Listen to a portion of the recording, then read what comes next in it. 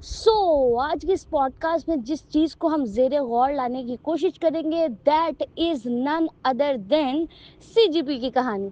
CGP है ना बहुत इंटरेस्टिंग है। जो यूनिवर्सिटी गोइंग बच्चे होते हैं ना उनको तो इस लव से ना बड़े मसाइल होते हैं। तो आज हमने कहा इस पर डिस्कशन करते हैं, लंबी चौड़ी बात करेंगे नहीं करेंगे, डायरेक्टली आते हैं पॉइंट पर। वो ये है कि सीजीपी होता क्या है, पहले तो मैं ये बता देती हूँ। आपका हर सेमेस्टर का जो रिजल्ट आता है वो जीपीए होता है, और जीपीए को सारे सेमेस्टर्स के जीपीए को ऐड करने से सीजीपीए बनता है। सीजीपीए वो चीज़ होती है जो आपको बताती है कि आपने 4 साल क्या किया, आप किस काबिल हैं, और यू नो ये आपके बारे में सबको बता देती है। जब आप इंटरव्यू के लिए जाते हैं, जॉब लेने के लिए जाते हैं, तो आपके साथ कैसा सलूक करना है, आपको वो कैसा मार्जिन देना है या नहीं देना है, वो आपके सीजीपीए पर डिपेंड करता है। और काफ़ी सारी यूनिवर्सिटीज़ जो आपके बैचलर्स में मिनिमम 2.5 या उससे ऊपर सीजीपीए होती है तो ही आपको मास्टर्स में एडमिशन देते हैं, वरना वो कहते हैं भाई सॉरी। तो ये वाला केस हो जाता है, राइट। तो अभी तक ये समझ आ गया कि सीजीपी होता क्या है। अब इस पॉइंट पर आज तक कि अच्छी सीजीपी लेने के लिए क्या करना चाहिए, ये बहुत मज़े की कहानी है।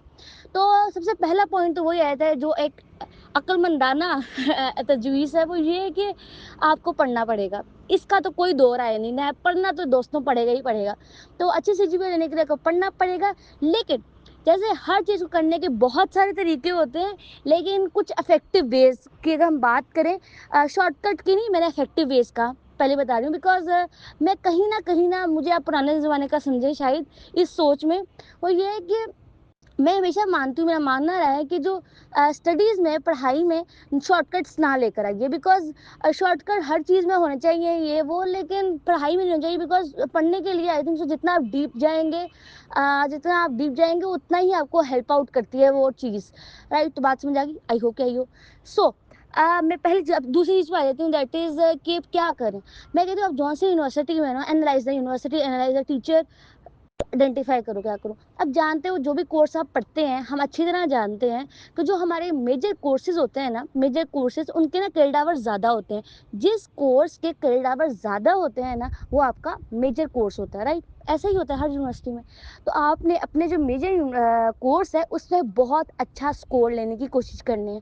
But it does not mean कि माइनर को फॉर ग्रांटेड लेना है, माइनर को भी लेकर चलना है। बट आपने मेजर सब्जेक्ट को अच्छे तरीके से इतना अच्छा पढ़ना है कि आपने उसको मास्टर करना है। ये मैं कहना चाहती हूँ। अगर आप बीएस मैथ्स में कर रहे हैं या किसी और सब्जेक्ट में कर रहे हैं, तो आई वांट कि आप जिस सब्जेक्ट में कर रहे हैं कम से कम वो सब्जेक्ट आपका बिल्कुल ठीक होना चाहिए, राइट। बाकी सब्जेक्ट ना भी हो तो काम चल जाएगा। अगर आपको फिजिक्स नहीं सही आती तो काम चल ही जाएगा, चल जाएगा। अगर कंप्यूटर साइंस नहीं सही आती तो काम चल ही जाएगा। बट मैथ सही आना चाहिए, क्योंकि वो आपका रियल काम है। बात समझ आ गई?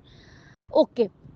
अब आ जाती हूँ, मैंने जो एनालाइज करने की बात की थी थोड़ी देर पहले, वो ये थी कि जोन सी भी यूनिवर्सिटी में आप हो, जिस भी यूनिवर्सिटी में आप हो, चाहे पंजाब यूनिवर्सिटी हो, लास्ट हो, नम्स हो, कान आज़म हो, भाई कहीं भी हो पूरी दुनिया में, तो जो प्रीवियस ईयर क्वेश्चन पेपर्स है ना, उनको जरूर सामने रखो। क्योंकि जो आपका कोर्स है उसका ऑफ कोर्स कोर्स आउटलाइन होगी। कोर्स आउटलाइन में हर कोर्स के कुछ ना कुछ इंपॉर्टेंट 3 टॉपिक्स होते हैं। उन टॉपिक्स को टिक लगाओ पास्ट पेपर्स को एनालाइज कर जो इंपॉर्टेंट चीज़ें हैं जिससे ज़्यादा रेशियो में पेपर आया गया है। क्योंकि कहना ये भी एक चीज़ होती है कि हर कोर्स के ना कुछ ऐसे फंडामेंटल्स होते हैं कि उन्होंने तो भाई आना ही आना, ये ना हो कि ना आए वाली तो ना आए तो हैरत होती है। जैसे अगर मैं रियल एनालिसिस की बात करूँ, मैथमेटिक्स का एक सब्जेक्ट है, तो अगर उसका पेपर होगा तो हमें अच्छी तरह पता है एक सवाल तो पक्के से रेमन इंटीग्रल से आएगा ही आएगा। हमें पता है एक सवाल यूनिफॉर्म कन्वर्जेंस से तो आएगा ही आएगा। ऐसा ना हो तो हैरत हो। तो इस तरह करके हमें थोड़ी बहुत अकल आ ही जाती है। तो हमने वो अपनी अकल जो अल्लाह ताला ने हमें दी है उससे ज़रूर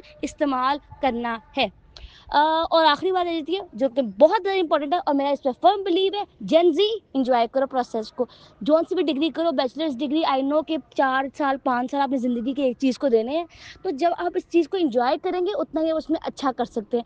क्योंकि देखो जो आपका 4 साल बाद अगर एक अच्छी नौकरी गोल है, हो सकता है अच्छी नौकरी क्योंकि एक अच्छा गोल हो सकता है, अच्छा करियर अगर गोल है, या कोई मास्टर्स करना कोई गोल है, तो you should invest your time and energy in it.